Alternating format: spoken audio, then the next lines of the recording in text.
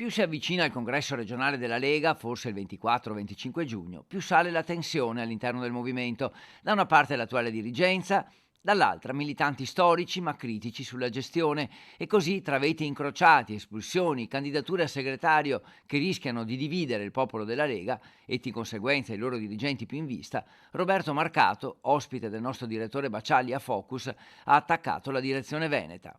Uno immaginava che si potesse arrivare con un po' più di serenità, ecco. E invece ci stiamo avvicinando al congresso, ecco, l'ha detto lei, con violenza. E guardi, veramente quello che stiamo vedendo ha i contorni della farsa. Parlo solo degli ultimi 10 giorni.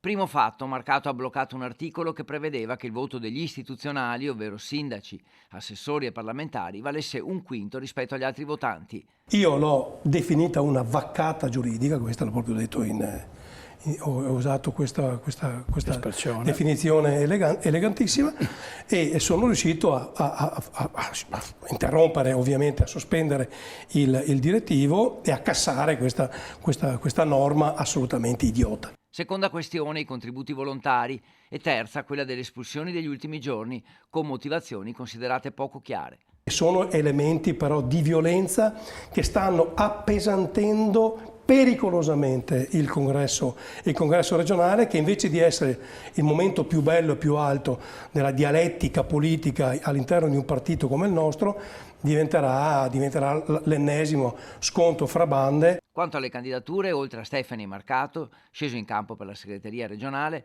si parla di Manzato e Gobbo e di chiedere un passo indietro a Marcato. Qualcuno mi chiede: ti sposti tu per sì, se la persona che viene proposta ha una storia più forte della mia, una visione più forte della mia, un amore dei militanti più forte di quello che hanno nei miei confronti. Se è così, io mi sposto in 30 secondi.